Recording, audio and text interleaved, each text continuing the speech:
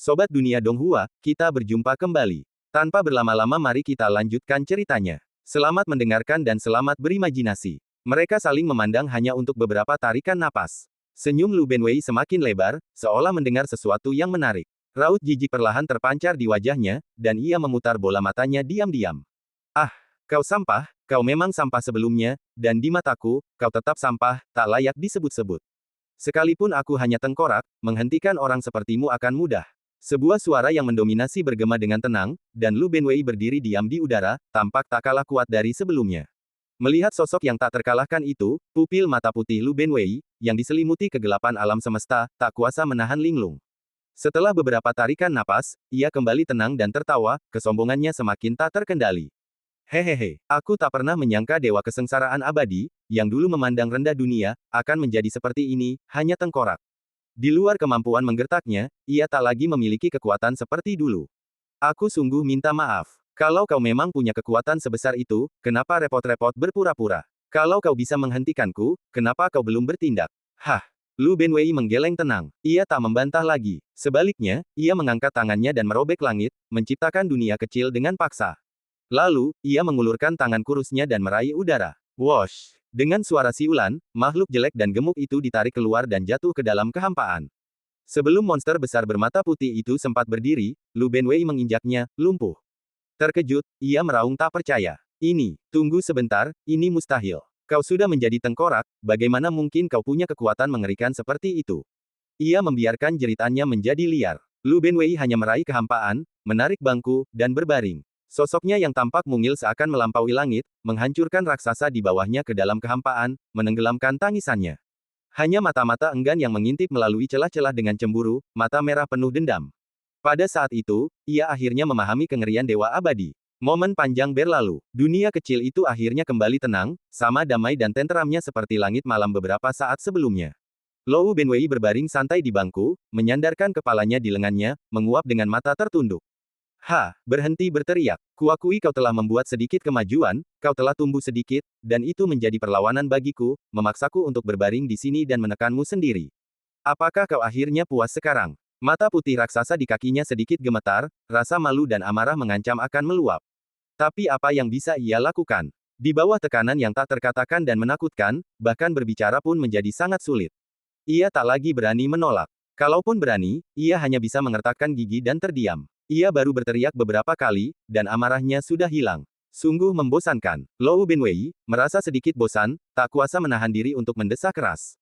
Hei, dasar bodoh, kenapa kau berpura-pura begitu? Aku masih menyukai kepercayaan dirimu yang tadi. Sekarang semuanya sia-sia, dan aku harus berbaring di sini bosan. Aku benar-benar menyakiti diriku sendiri dan orang lain. Aku pria tertampan di alam semesta. Buang-buang waktu saja bersama orang bodoh sepertimu. Aku berharap punya gadis untuk menemaniku. Sambil mengeluh, Lu Benwei perlahan mengangkat matanya, sekali lagi menatap lautan bintang yang luas. Jauh di dalam alam semesta yang tak terbatas, kegelapan murni mulai menampakkan wujud aslinya. Bangunan-bangunan tinggi dan aneh menjulang bagai pilar surga, semuanya diselimuti kegelapan yang mengerikan dan mencekam. Di dalam kegelapan yang tak berujung, bangunan-bangunan yang padat itu menyerupai rebung yang tumbuh, atau monumen yang berdiri abadi. Bahkan jejak waktu pun sulit dikenali, dan entah sudah berapa kali zaman berlalu. Hanya iblis-iblis mengerikan yang berkeliaran dan berkelebat di dalamnya, mendominasi kegelapan tak berujung ini, seolah-olah mereka telah menyatu dengan kehampaan, selamanya. Para iblis di mana-mana memancarkan aura mengerikan, jauh melampaui iblis-iblis tersembunyi di planet lain. Tak hanya mereka sangat terlatih, mereka tampak tertata rapi, kecerdasan mereka mencapai tingkat yang mengerikan. Sekilas pandang mengungkapkan bahwa kekosongan tersembunyi ini, yang diselimuti kegelapan, tampak seperti sumber kejahatan, yang terus-menerus memelihara segala macam makhluk mengerikan. Kegelapan, yang merajalela di sudut-sudut tak dikenal, telah melahap cahaya selama berabad-abad yang tak terhitung jumlahnya, terus-menerus bergantung padanya dan berjuang melawannya. Di pusat kegelapan, sebuah menara besar membentang tanpa henti, seolah menghubungkan dunia ini dengan langit dan bumi, mengawasi segala kegelapan dan mengamati pergerakan semua iblis. Di dalam menara, istana memancarkan hawa dingin yang menyesakkan. Iblis yang tak terhitung jumlahnya berdiri diam di kedua sisi, termasuk para pemimpin berbagai kelompok subklan. Ada iblis kurcaci bermata satu, troll berwajah dua setinggi ratusan kaki, dan sucubus yang menyerupai humanoid, semuanya dengan aura yang tak terduga. Terlepas dari cabang mereka, semua mengangguk dengan khusyuk saat ini. Sekalipun hampir 10.000 iblis berkumpul, mereka hanya akan menempati ruang sempit di aula gelap gulita ini. Di atas singgasana yang gelap gulita, kegelapan tak berujung terus berkumpul, dan hanya sepasang mata merah darah yang menampakkan wujud asli mereka. Mata merah darah itu terbuka, dan para iblis membungkuk. Panggil penyihir Cili untuk menemuimu. Sebuah suara dingin menggema, dan para iblis bersujud. Sebuah sedan hitam muncul di luar gerbang aula, diselimuti kabut. Beberapa iblis kuat berhelm merah darah mengangkat sedan itu, dan tanpa bergerak, kegelapan menghilang. Mereka muncul kembali di hadapan aula penyihir. Meskipun benar-benar hitam, aula megah itu dipahat dengan sangat indah, menara-menaranya bagaikan karya seni, atap dan penyangganya dihiasi lonceng merah darah. Di tengah kegelapan yang menakjubkan, aura berbahaya pun terpancar. Penyihir Cili, mengenakan gaun hitam panjang, menunggu dengan tenang di depan istana. Langkahnya yang lambat dan anggun begitu indah, dan gaunnya, dengan belahan yang mempertegas bentuk tubuhnya yang sempurna, memperlihatkan kulitnya yang putih. Dia memancarkan aura dingin yang membuat semua orang menjaga jarak. Penyihir ini, yang tinggi dan perkasa di klan iblis, memiliki status dan bakat yang sulit ditemukan di zaman ini. Begitu ia muncul, para troll pembawa tandu itu begitu terkejut hingga mereka mengangguk dan menunggu dengan tenang, tak berani bertindak gegabah. Baru setelah Cili melangkah pelan ke tandu dengan kakinya yang panjang, para troll itu menggendong tandu itu dengan mantap dan berangkat. Berjalan menembus kabut hitam, tandu itu sudah ratusan mil jauhnya dalam sekejap mata. Tandu hitam itu memancarkan aura yang luar biasa, mengejutkan banyak iblis hingga mendongak dan mendesah. Tiba-tiba, sebuah telapak tangan bertulang merobek kehampaan dan muncul, bagaikan reruntuhan raksasa, sangat mengerikan. Telapak tangan itu melesat langsung ke tandu hitam dan mencengkeram penyihir Cili di hadapan iblis yang tak terhitung jumlahnya. Para iblis langsung terkejut dan bahkan tak repot-repot mengagumi penyihir itu dengan panik di udara.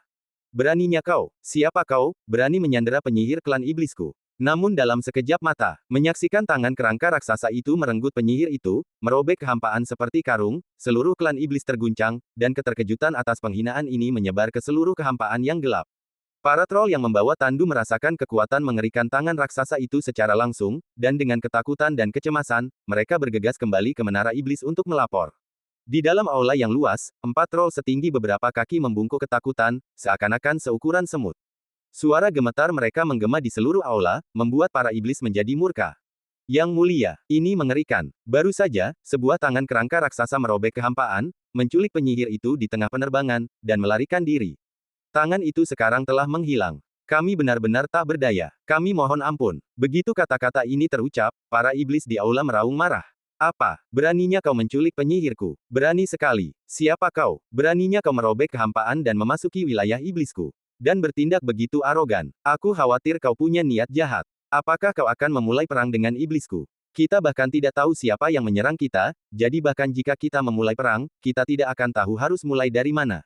Bajingan-bajingan ini sungguh tercela. Kita harus segera mengidentifikasi siapa mereka. Setelah pertimbangan singkat yang hening, semua iblis membungkuk di hadapan tahta. Silakan buat keputusan, tuanku. Aula gelap itu tiba-tiba hening, dan amarah yang belum pernah terjadi sebelumnya mulai muncul dan menyebar tanpa suara. Mata merah darah di tahta itu perlahan terbuka, menampakkan niat membunuh yang ganas. Klan iblisku telah memulihkan diri terlalu lama, dan sepertinya reputasi kita hampir dilupakan oleh orang luar. Ini adalah provokasi bagi klan iblis kita. Jangan pernah lagi, dan jangan pernah lagi.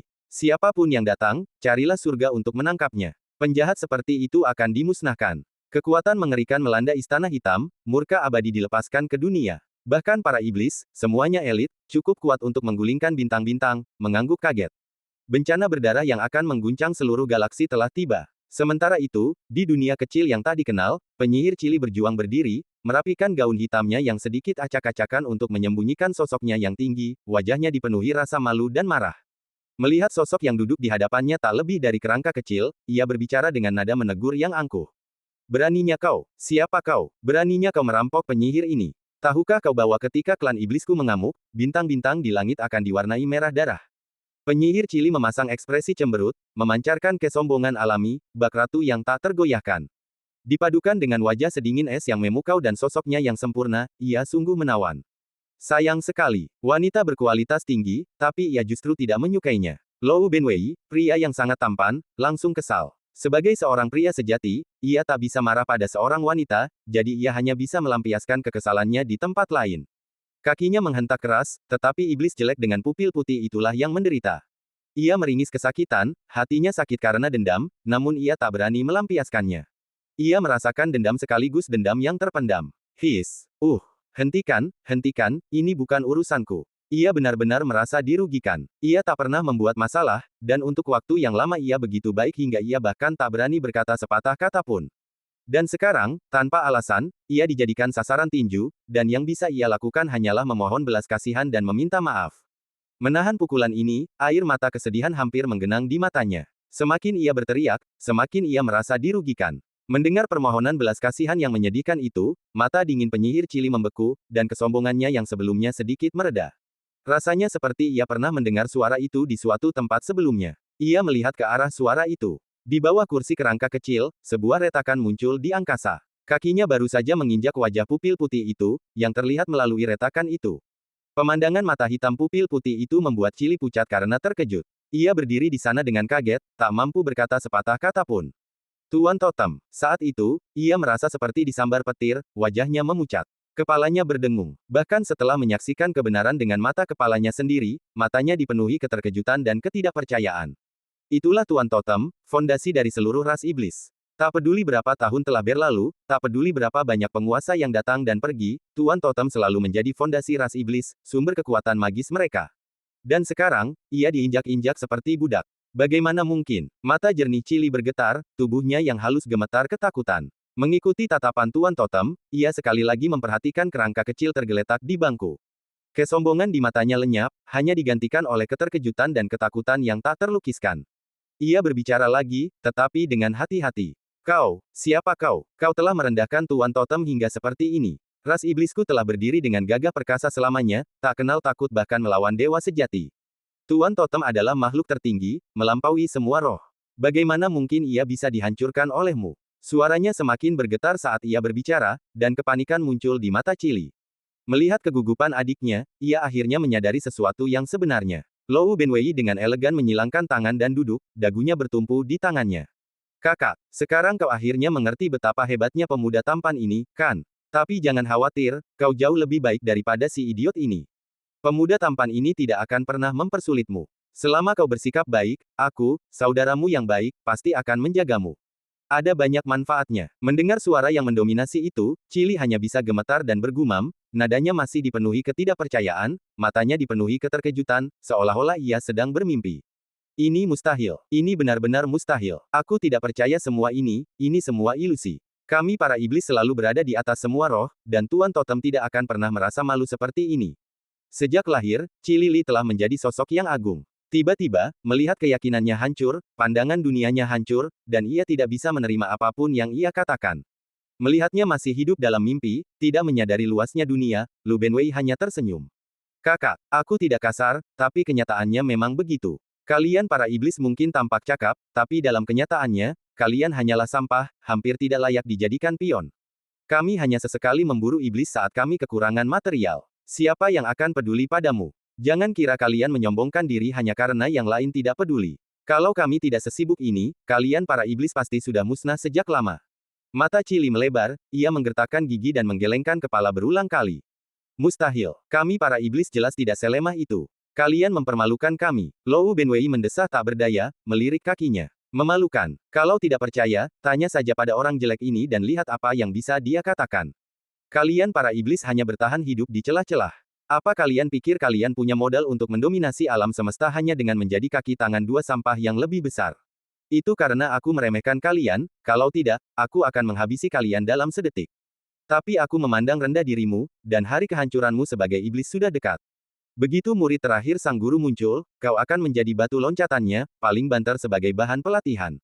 Kematianmu tak terelakkan. Swiss. Chili merasakan hawa dingin menjalar di sekujur tubuhnya, seolah-olah ia telah disiram dengan baskom berisi air es yang telah membeku selama 1000 tahun. Ia tak percaya bahwa identitas iblisnya, sesuatu yang ia banggakan sejak lahir, ternyata begitu lemah. Apakah semua keunggulannya sebelumnya hanya karena ketidaktahuannya? Memikirkan hal ini, ia dengan bersemangat menundukkan kepalanya, pasrah. Aku melihat bahwa Master Totem di bawah bangku itu diam-diam menutup matanya dan tak berani mengucapkan sepatah kata pun, seolah-olah ia telah pasrah pada segalanya, dan seolah-olah ia sangat takut dan tak berani berbicara. Penampilannya yang sederhana ini membuat Chili tertegun. Tiba-tiba, guncangan yang belum pernah terjadi sebelumnya, seperti ombak yang mengamuk, terus muncul di hatinya, satu ombak lebih tinggi dari yang lain. Semua pengetahuan dan pengalaman sebelumnya tenggelam saat ini. 3 pandangan runtuh. Semakin tinggi dan perkasa aku sebelumnya, semakin hancur aku sekarang. Chili merasa seluruh tenaganya terkuras habis, dan ia pun jatuh ke tanah. Lou Benwei tak mau bicara lagi, hanya dengan santai mengatakan sesuatu. Percaya atau tidak, inilah kebenaran dunia. Kalau kau masih berpikir iblis begitu kuat, teruslah bermimpi. Kalau kau berhasil menemukan jawabannya, bajingan ini bisa memberimu kesempatan. Hati Chili bergetar mendengarnya, dan ia merasakan gelombang tekanan di sekujur tubuhnya. Ia menatap Master Totem, yang sudah bersembunyi di kakinya. Harga dirinya terasa seperti dipanggang api merah, dan setiap saat ia dipenuhi rasa sakit yang luar biasa. Saat ia mengingat kata-kata ini dalam benaknya, ia menjadi semakin terjerat, dan pikirannya mulai goyah. Ia mengepalkan tangan gioknya erat-erat dan merenung beberapa kali, akhirnya mengertakkan gigi dan berlutut. Aku bersedia memanfaatkan kesempatan ini. Tolong beritahu aku, Tuan, berapa harga yang harus kubayar untuk memiliki kesempatan bertahan hidup di masa depan. Lou Benwei akhirnya mengangguk puas, tersenyum dan memegang dagunya. Yah, bijak memang. Sosok dan wajah secantik itu memang pantas. Ayo, tarikan as sekop untukku. Mata Chili membeku, seolah tak mengerti makna terdalam dari kata-kata Tuan Tengkorak. Untungnya, Lou Benwei pengertian dan, setelah beberapa instruksi lembut, ia tiba-tiba mengerti. Chili tak berani ragu lagi dan menelan rasa malunya untuk menari. Sikapnya yang menawan dan menggoda benar-benar berbeda dari sikap dinginnya yang biasa, tetapi juga cukup menarik. Lou Benwei berbaring di bangku, mengagumi tarian itu, senyumnya melebar saat ia memegang gelasnya. Hahaha, jangan berhenti, teruslah menari. Untuk sesaat, dunia kecil itu dipenuhi kegembiraan. Waktu yang dihabiskan untuk menjaga kota tiba-tiba dipenuhi kegembiraan. Pemandangan terindah di dunia ada tepat di depan matanya. Menikmati kesenangan singkat itu, Lou Benwei seolah kehilangan kesenangannya yang biasa. Matanya perlahan beralih ke lautan bintang yang tak berujung, secercah harapan di matanya. Bintang biru, kota Pingjiang, matahari bersinar terang, dan warga sibuk menjalani kehidupan sehari-hari mereka. Pejalan kaki dan kendaraan berlalu lalang di jalanan dengan tertib, seolah-olah tidak ada yang berubah, pemandangan jalanan yang khas sebelum kebangkitan energi spiritual. Dunia yang dilihat orang biasa seringkali tidak sesuai dengan kenyataan. Sibuk mengurus keluarga, mereka jarang memiliki energi untuk memperhatikan hal-hal lain. Bahkan jika sesuatu yang berbahaya dan menakutkan terjadi, seseorang secara alami akan menanganinya. Seiring waktu, mereka menjadi terbiasa dengan kehidupan mereka saat ini. Selain ekstra hati-hati di malam hari, siang hari pun tidak berbeda. Mengenai gelombang monster mengerikan di luar kota beberapa hari yang lalu, hanya sedikit yang mengetahuinya. Semua berita telah lama dirahasiakan oleh para pemburu iblis. Para pemburu iblis menanggung bahaya dan penderitaan dunia, dan melindungi kehidupan damai warga adalah tugas mereka. Seperti malaikat pelindung, organisasi misterius itu diam-diam menjaga kedamaian terakhir yang tersisa di kota Pingjiang. Namun, hampir 2 minggu telah berlalu, dan para pemburu iblis belum bergerak. Meskipun hari ini cerah, suasana di markas besar Biro Investigasi, jauh di kota timur, tetap suram. Bahkan Kapten Surong yang cantik pun tampak kurang efisien ketika mengetuk pintu. Tok, tok, tok. Setelah ragu beberapa kali, akhirnya ia mengetuk pintu kantor kapten. Sebuah suara berat terdengar dari dalam. Masuk. Surong perlahan mendorong pintu dan melangkah masuk ke dalam kantor dengan langkah pelan. Ia melirik cemas, mendapati sang kapten berdiri di dekat jendela dengan tangan di belakang punggung, menatap rekan-rekannya yang sibuk bekerja di markas melalui kaca. Ekspresinya serius, seolah-olah ia telah mengantisipasi sesuatu. Tiba-tiba, Surong kehilangan kata-kata dan kembali terdiam. Kapten itu kemudian bertanya dengan nada yang sangat tenang. Bagaimana, pakar itu, sudah ada petunjuk? Surong mengangguk, raut wajahnya tampak malu. Beberapa tim kami telah mencari kemana-mana, tetapi tidak ada tanda-tanda siapapun yang tinggal di luar kota, dan kami belum menemukan petunjuk lebih lanjut. Seolah-olah ahli itu telah lenyap begitu saja, tanpa kabar sejak saat itu. Pada titik ini, rasa bersalah di mata Surong semakin nyata. Dialah yang telah mengabaikan prosedur, memaksa masuk ke kantor kapten, melaporkan gambar ahli yang dilihatnya malam itu, dan menaruh harapan besar padanya. Sang kapten sudah lama bersemangat tentang hal ini, bahkan memerintahkan beberapa tim untuk mencari secara bersamaan. Dan hasilnya sungguh luar biasa. Setelah kegembiraan yang nekat selama setengah hari, dan menghabiskan energi yang sangat besar untuk mencari selama setengah bulan, tidak ada yang ditemukan. Bagi Surong, ini akan menjadi kegagalan yang tidak dapat diterima. Kapten Hao tampaknya mengerti segalanya. Tanpa menoleh, ia tersenyum dan menawarkan jaminan yang menenangkan. Saya mengerti, Xiao Su, jangan berkecil hati. Tuan seperti itu pasti tidak akan mudah ditemukan. Berapapun biayanya, jika kita bisa membujuknya, situasi di kota Pingjiang akan berbalik. Semua ini akan sepadan. Kau tidak datang ke sini hanya untuk melaporkan pencarian yang sia-sia, kan? Surong menarik napas dalam-dalam, akhirnya sedikit rileks. Kemudian, berbicara lagi, ekspresinya kembali serius dan efisien seperti biasanya. Melapor ke kapten, akhir-akhir ini mungkin tampak damai, tetapi beberapa insiden besar telah terjadi malam ini. Selain mayat roh iblis yang ditemukan tadi malam, beberapa spesies roh iblis yang muncul di dekat kota Pingji yang telah dibasmi sepenuhnya. Sepertinya seseorang sengaja memusnahkan seluruh klan roh iblis. Pemusnahan. Kapten terkejut oleh suara itu, kilatan cahaya tajam terpantul dari kacamatanya. Berbalik, ekspresi kapten yang biasanya tenang kini menegang, alisnya sedikit berkerut, seolah-olah dia baru saja mendengar sesuatu yang tidak dapat dipercaya. Kau yakin, roh-roh iblis sangat ganas. Bahkan jika semua departemen pemburu iblis kita dikerahkan, mereka tidak akan mampu melakukan hal seperti ini. Tuduhan genosida bukanlah masalah kecil. Bagaimana mungkin kota Pingjiang memiliki kekuatan seperti itu? Menghadapi pertanyaan yang kuat ini, ekspresi Surong menjadi semakin serius. Kapten, ini benar sekali. Ini telah dilaporkan beberapa kali sebelumnya oleh berbagai tim. Beberapa kapten kita telah menyelidiki lokasi pembantaian, dan tidak ada satupun roh yang selamat. Tadi malam, saat berpatroli di tepi kota, tim kita menemukan tanah kosong lain. Tampaknya tempat itu dulunya merupakan tempat berkumpulnya para roh, kini telah berubah menjadi rumah jagal besar-besaran.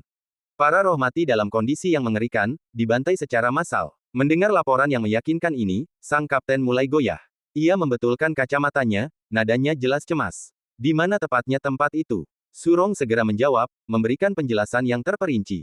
Jaraknya 15 mil di luar kota selatan, di kaki pegunungan tandus di timur laut.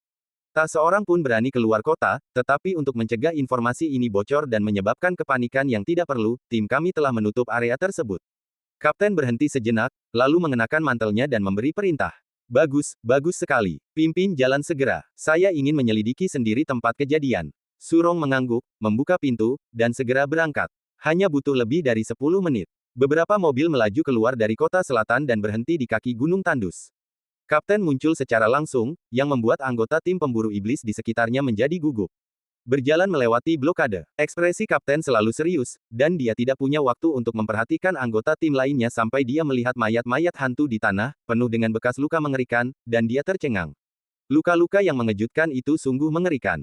Bahkan jika menghadapi hantu-hantu itu, ini terlalu kejam. Bahkan jika dia memiliki 10 nyawa, dia tidak akan selamat. Yang lebih mengerikan lagi adalah, ketika ia mengamati lebih dekat, ia menemukan bahwa masing-masing hantu memiliki beberapa luka fatal, yang sama sekali tidak masuk akal. Kelihatannya seperti pembantaian. Mata sang kapten bergetar saat ia mengamati pemandangan itu cukup lama. Ini, jika tujuannya hanya untuk melenyapkan roh-roh, satu serangan saja sudah cukup. Tidak perlu serangan berulang. Luka-luka ini adalah campuran luka lama dan baru, beberapa tampak seperti tusukan anumerta. Pembantaian ini mengerikan. Aku ingin tahu makhluk apa yang memiliki kekuatan dan kekejaman seperti itu, hingga menyerang semua roh. Ini bukan pembunuhan biasa, ini lebih seperti balas dendam. Siapa yang bisa melakukan ini? Sang kapten tiba-tiba diliputi keterkejutan, tatapannya pada mayat-mayat yang berserakan di tanah dengan panik. Di balik pemandangan mengerikan ini tampaknya tersembunyi kehadiran entitas mengerikan yang metodenya tak bisa dibedakan dari kawan maupun lawan. Bahkan ia merasakan gelombang kepanikan yang belum pernah terjadi sebelumnya. Adapun para pemburu iblis lainnya, mereka saling menatap dengan kaget, terdiam cukup lama, mata mereka terpaku pada mayat-mayat itu. Hanya Surong yang menggumamkan analisis rinci sang kapten, dengan secercah kecurigaan di matanya. Kenangan dari setengah bulan yang lalu muncul kembali di benaknya. Malam itu, setelah gelombang binatang buas yang mengerikan, tim telah memeriksa mayat-mayat di luar kota dan menemukan banyak yang telah ditikam. Mereka begitu terkejut saat itu sehingga mereka mendiskusikannya untuk waktu yang lama, dan itu tetap menjadi kenangan yang jelas. Sekarang, insiden penusukan yang sama terjadi lagi. Kebetulan itu begitu aneh sehingga membuat Surong merenung. Setelah memeriksa lebih dekat, dia menemukan hubungan lain. Ras roh yang telah ditikam malam itu tampaknya adalah ras roh yang sama yang baru saja dimusnahkan. Ini, mata Surong tiba-tiba berkedip, seolah-olah dia telah menyadari sesuatu. Jika itu terjadi sekali, itu mungkin kebetulan, tetapi 2 kali atau bahkan 3 kali, itu jelas bukan kebetulan, tetapi hubungan yang tak terelakkan. Tepat ketika dia samar-samar memikirkan sesuatu, langit berangsur-angsur menjadi gelap. Malam adalah waktu paling berbahaya, dan ras alien sering muncul. Tentu saja tidak bijaksana berkeliaran di luar kota. Departemen Perburuan Iblis juga bertanggung jawab melindungi warga dan tidak bisa tinggal di sini lebih lama lagi. Sang kapten menatap mayat-mayat yang berserakan di tanah, berbalik, dan memberi perintah dengan suara berat. Kembalilah ke kota dulu. Masalah ini harus dilaporkan dan ditangani. Rencana tindakan akan dibuat setelah penyelidikan. Tidak seorang pun diizinkan menyebarkan informasi ini tanpa izin. Mendengar ini, pikiran Surong menciut dan ia segera merespons. Beberapa mobil berangkat satu demi satu, kembali ke kota Pingjiang. Langit semakin gelap, dan hati Surong semakin bingung. Pikirannya tiba-tiba berpacu, pikirannya kacau balau yang belum pernah dialaminya sebelumnya. Sepertinya anomali baru-baru ini di kota Pingjiang semuanya begitu aneh dan kebetulan, intensitasnya hampir mencekik. Pertama, roh iblis tingkat tinggi muncul. Lalu datanglah gelombang monster mengerikan di luar kota, dan kemudian muncullah guru misterius itu. Baru-baru ini, aksi genosida yang mengerikan telah terungkap, membuat para pengamat yang paling ngeri sekalipun bergidik. Peristiwa-peristiwa ini, yang terjadi hampir tanpa henti, membuat Departemen Pemburu Iblis gelisah. Bahkan Surong, sang kapten elit, perlahan-lahan merasa tak berdaya. Rasanya seolah-olah suatu entitas mengerikan akan muncul, menghancurkan kedamaian kota Pingjiang yang telah susah payah diraih. Berkah dan bencana tak terduga. Surong menatap keluar jendela ke jalan yang gelap dan sepi, ekspresinya muram. Pada saat itu, mobil yang ditumpanginya tiba-tiba berhenti. Surong, yang sudah gelisah, secara naluriah mendongak, menatap tajam, dan bertanya kepada pengemudi dengan suara berat, "Ada apa?" Pengemudi itu, yang kebingungan, mengeluarkan interkomnya untuk bertanya. Beberapa saat berlalu, suasana tegang di dalam akhirnya sirna oleh suara mobil di depan yang tak berdaya. "Hai, bukan apa-apa, kami hanya menabrak pejalan kaki yang berani dan kami sedang menanyainya, jadi kami berhenti untuk saat ini." Seorang pejalan kaki, Surong sedikit mengernyit saat ia menyaksikan jalanan sepi yang perlahan menggelap. Siapapun yang memiliki sedikit akal sehat tahu bahwa malam hari itu berbahaya. Bahkan di kota, orang-orang akan tinggal di rumah, apalagi berkeliaran di alam liar. Ini bukan hanya tindakan yang berani, ini seperti mempertaruhkan nyawa. Ia secara naluriah membuka pintu mobil dan mengintip keluar, ingin melihat siapa orang itu. Begitu ia melihat mobil di depannya, mata Surong menyipit kaget. Sosok lesu itu tak lain adalah Wu Tao, orang yang sama yang ia temui malam itu. Hari itu, ia berkeliaran dengan gegabah di sekitar kota, dan hari ini, ia bahkan berani keluar kota. Ia dan rekan-rekannya telah menghadapi banyak bahaya untuk melindungi publik, namun orang ini memperlakukan hidup mereka sebagai sesuatu yang tak berharga dan mengabaikan pengorbanan mereka. Semakin ia memperhatikan, semakin marah ia. Surong, yang tidak peduli dengan kapten di mobil di belakangnya, dengan tegas melangkah maju dan menceramahinya. "Ada apa denganmu? Situasinya gawat, dan semua orang tahu untuk menghargai hidup mereka. Kenapa kalian berlarian terus-menerus? Kalian tidak hanya menyusahkan kami, kalian juga mempertaruhkan nyawa kalian sendiri. Terakhir kali, setidaknya kita masih di kota. Bahkan jika ada bahaya, pasti ada yang bergegas melindungi kalian. Kali ini, kalian benar-benar berlarian keluar kota. Bahkan di sini siang hari pun tidak aman. Tahukah kalian betapa berbahayanya? Pulanglah sekarang, dan jangan biarkan aku melihatmu berlarian lagi." Bahkan setelah beberapa kata peringatan, kemarahan Surong masih membara. Melihat sikap malas Wu Tao, ia tak ingin membuang kata-kata lagi. Ia berbicara kepada rekan-rekannya dan bersiap untuk mengirim mobil lebih dulu untuk membawanya kembali ke kota Pingjiang. Keributan ini tentu saja menarik perhatian kapten di mobil di belakang. Dengan memberi isyarat, ia memanggil Surong. Melihat bawahan elit ini masih marah, tetapi berhati lembut meskipun kata-katanya tajam, sang kapten, yang penasaran, mengundang Surong naik, dan konvoi pun berangkat lagi. Di dalam mobil, sang kapten memanfaatkan waktu istirahat mobil untuk bertanya. "Xiao Su, kenapa tiba-tiba marah begitu? Ini tidak seperti dirimu. Apa kau kenal orang itu?" Surong sedikit tenang mendengar suaranya, mendesah tak berdaya. "Ah, Kapten, kau tidak tahu, aku pernah bertemu orang ini sebelumnya di kota. Dia berkeliaran larut malam dan hampir kena masalah. Dia masih belum belajar dari kesalahannya, dan lebih parah lagi, dia berkeliaran di luar kota. Dia benar-benar aneh. Dia beruntung, tapi dia tidak akan berkeliaran seperti itu. Dia pemberani, tapi keluarganya terlindungi dengan baik. Kalau berhadapan dengan orang seperti itu, aku benar-benar kehilangan kesabaran." Di sela-sela kata, Li Weiwei, yang duduk di kursi penumpang depan, juga tertawa dan setuju.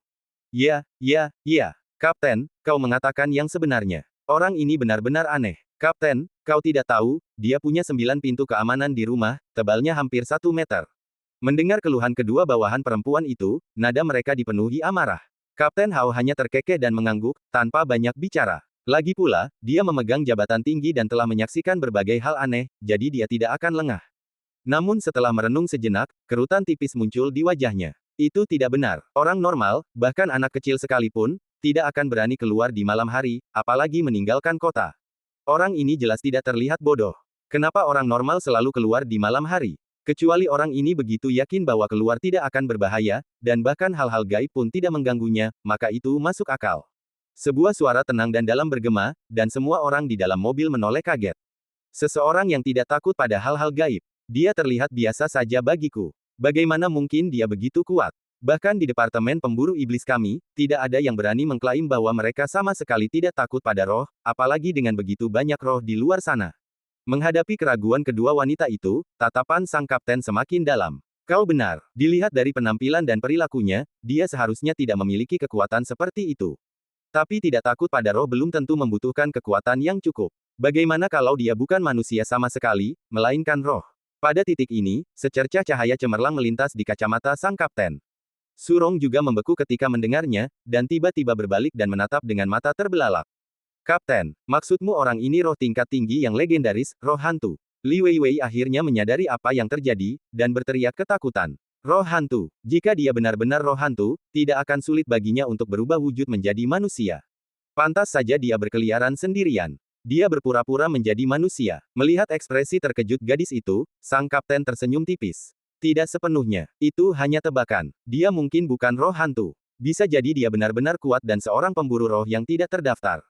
Kata-katanya yang komprehensif dan terperinci langsung mengundang anggukan kagum dari semua orang.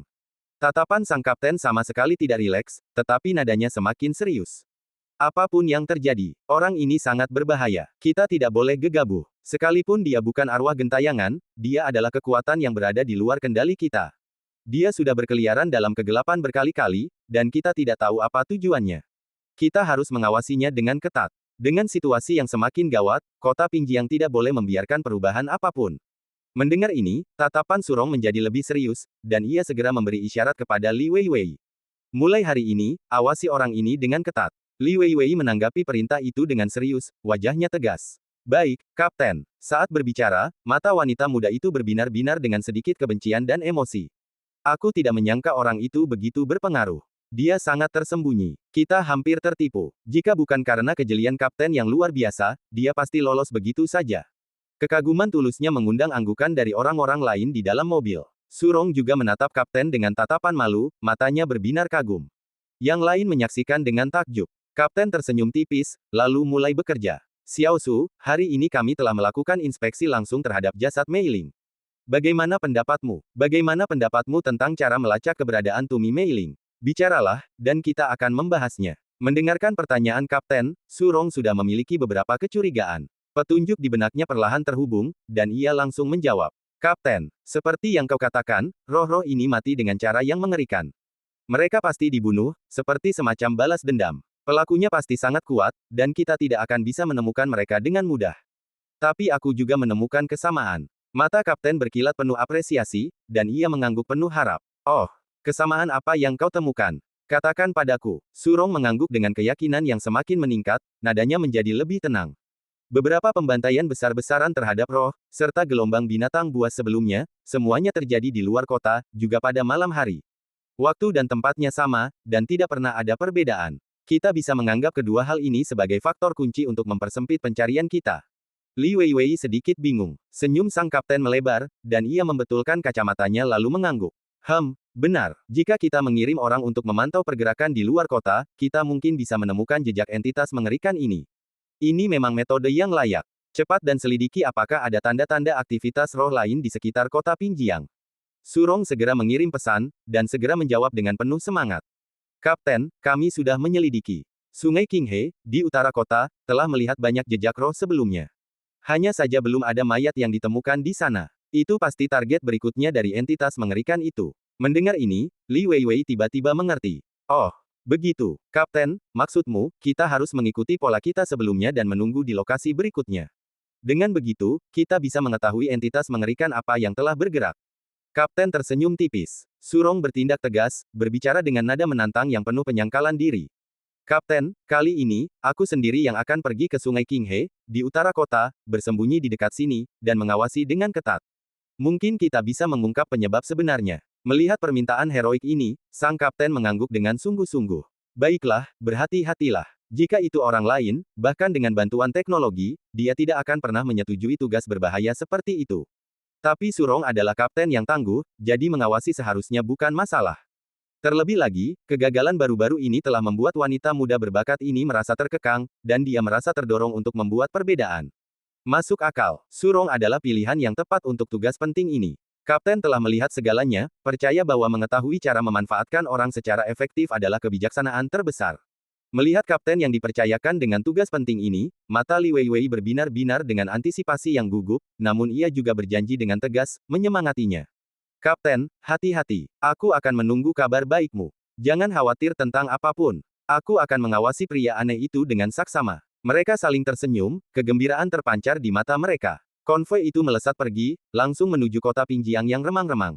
Keesokan harinya, senja tiba. Di sebuah kompleks perumahan tua, Li Weiwei bersembunyi di bawah pohon dengan jaket anti-angin, mengawasi setiap pergerakan gedung apartemen dengan mata melotot, tak pernah rileks sedetik pun.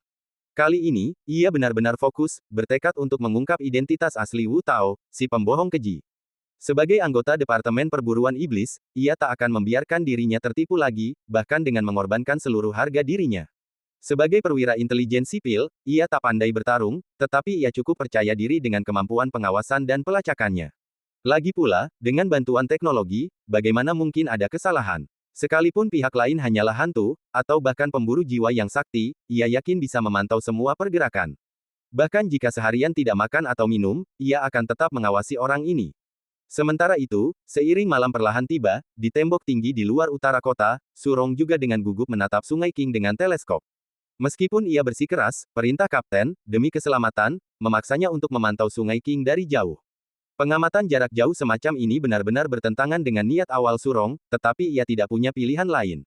Meskipun beberapa anggota tim diperintahkan untuk memperkuat dan membangun titik-titik pengamatan di sepanjang puluhan mil tembok kota, wajah Surong tetap terukir kekhawatiran, tatapannya tertuju pada Sungai Qing yang jauh, tak berani bersantai sedetik pun. Namun, energi manusia selalu terbatas. Setelah berjam-jam pengamatan intens, bahkan seseorang yang berbakat seperti Surong pun akan merasa lelah, apalagi untuk fokus sepenuhnya pada satu titik. Tiba-tiba, kelopak matanya terasa berat, dan sedikit pusing menjalar di kepalanya. Tepat saat ia menurunkan teropongnya untuk berkedip, sebuah panggilan mendesak datang dari interkom di pinggangnya. Kapten, Kapten, lihat, ada pergerakan di sungai. Terkejut, Surong segera meraih teropongnya. Saat pandangannya menyempit, ia melihat sosok yang tampak berlari menyeberangi Sungai Qing. Kabut berdarah meledak di bawah sinar bulan. Dalam hitungan detik, roh-roh yang terkejut itu dibantai seperti sapi dan domba. Sungguh mengerikan. Bahkan dari kejauhan, pemandangan itu terlalu mengerikan. Bahkan Surong, seorang veteran pertempuran yang tak terhitung jumlahnya, tak kuasa menahan diri untuk tidak menggigil ketakutan. Namun, harga diri dan rasa tanggung jawabnya melonjak, memungkinkannya untuk mengatasi rasa takutnya dan terus menatap ke kejauhan. Sayangnya, jaraknya terlalu jauh, dan cahaya bulan redup. Sekeras apapun ia mencari, ia tidak dapat melihat wujud asli sosok yang bergerak cepat itu. Dengan roh-roh yang hampir musnah, sosok itu tampaknya akan pergi. Apa yang bisa kulakukan? Terus menonton dari jauh seperti ini sama sekali tidak akan membuahkan hasil. Kesempatan ini akhirnya kudapatkan, tetapi semuanya sia-sia. Semakin banyak aku membaca, semakin cemas aku. Surong, mengabaikan yang lain, melompat dari tembok kota tanpa ragu-ragu. Ini membuat anggota tim lainnya ketakutan. Tidak jauh dari mereka terdapat kehadiran mengerikan dari makhluk pembunuh roh. Mendekat dengan gegabah itu terlalu berbahaya. Lagi pula, meskipun makhluk itu bisa membunuh roh, ia tidak bisa membedakan kawan dari lawan. Beberapa anggota tim, dengan mata melotot, melompat dari tembok kota untuk mencoba menghentikan mereka. Serangkaian bujukan dan upaya untuk menghentikan mereka memakan waktu beberapa kali. Ketegasan dan kompetensi Surong, serta otoritasnya yang tak tergoyahkan terukir kuat di hati rakyat, membuat anggota tim mustahil menghentikannya, meskipun itu membuang banyak waktu. Ketika akhirnya ia mencapai mereka, secara diam-diam dan panik, mayat-mayat berserakan di tepi Sungai Qing. Adegan pembantaian mengerikan yang sama itu tetap mengerikan seperti sebelumnya. Namun, Surong merasa semakin menyesal, menggertakkan gigi dan menghentakkan kakinya frustrasi. Sialan, kita masih selangkah terlambat. Kita bahkan tidak melihat apa yang menyerang. Mendengar kata-kata ini, para anggota tim mengangguk dengan rasa bersalah. Surong, yang tidak menyadari yang lain, tiba-tiba mengangkat matanya dan mencari kemana-mana. Melalui teleskopnya, ia dengan panik mengamati cahaya bulan, mati-matian berusaha menemukan jejak makhluk mengerikan itu. Menghadapi kegigihan seperti itu, para anggota tim merasa semakin menyesal dan malu. Untungnya, usaha mereka membuahkan hasil. Terlepas dari misteri mendalam makhluk mengerikan itu, Surong akhirnya menyadari keberadaannya. Di cakrawala yang jauh dan diterangi cahaya bulan, sesosok-sosok perlahan menghilang, bayangannya di balik cahaya bulan yang tenang, menghadirkan aura yang dingin. Setelah genosida malam ini, pemandangan seperti itu akan membuat siapapun merinding. Jelas sekali itu pelakunya. Namun, saat Surong dengan bersemangat mengunci targetnya, sosok itu tampak biasa saja, seperti punggung manusia. Tiba-tiba, jantung Surong berdebar kencang, rasa tak percaya muncul. Ia segera menyesuaikan teleskopnya untuk melihat lebih dekat. Jelas itu adalah seorang pria, mengenakan sandal dan celana pendek, berjalan santai, seolah-olah sendirian. Bahkan sosok itu tampak semakin familiar. Tiba-tiba, mata Surong bergetar, dan ia menurunkan teleskopnya karena terkejut. Apakah itu dia? Dan cerita pun berakhir, nantikan cerita selanjutnya. Terima kasih telah mendengarkan.